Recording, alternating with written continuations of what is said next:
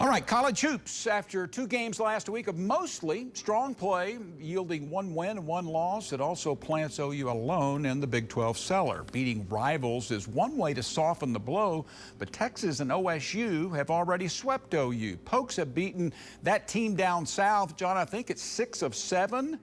OU's lost 5 straight to Bevo. Overtime yesterday, 1-point loss in Norman. After dominating number 12 K-State in Norman and snapping its 7-game league losing streak, Porter Moser's guys could have, should have won in Austin. OU takes a 46-44 lead here, running off the steal. Godwin to Los to Grant Sherfield. He made back-to-back threes. Tell me if you've heard this, though. Tanner Groves puts OU up 7, 61-54. Under 9 minutes left. Big man fouls out again. OU goes almost 9 minutes without a field goal. Then the soft killer turnovers. OU drops to 1-5 in one-possession games and really needs to beat 4-win Tech at home Tuesday. OU's one of 2 teams nationally starting 2 true freshmen. When you put, like Milos Uzan, he had to carry a big load because they were denying Grant so much. Thought as a young true freshman with a lot of veterans in that situation to have 15 points and made some big plays, and Otega Uwe is a true freshman. You know, those are some high-level situations for guys in their first 25 games of college basketball.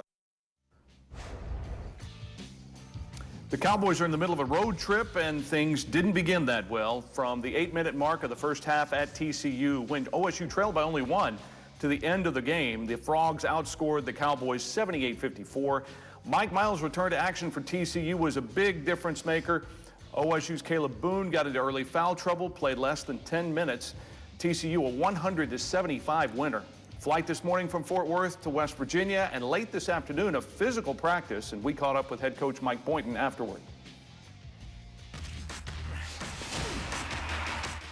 That was a very spirited workout. I mean, you've been preaching to your guys about competing, and it looked like you finally got it out of them in the practice. Yeah, we needed it. You know, there's a lot of ebbs and flows, peaks and valleys, and whatever you want to say through a season. And we had a tough skid there last week, playing against really good teams. And sometimes if you're not on the right level of focus, it'll expose it. And we got away from who we are, specifically as a defensive first team, and we needed to get back to that. Today was a good start.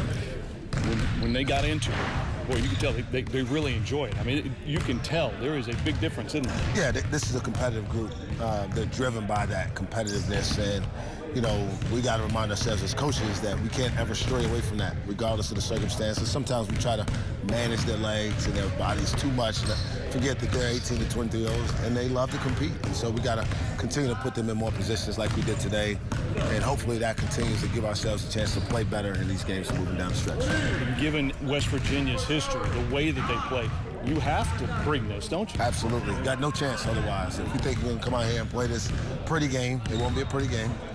Sorry for the people who are going to watch tomorrow at 6 Central, but you got to compete. You got to play with a sense of toughness and grit, and kind of got to play through a lot of stuff. And that's kind of the tone we set for today.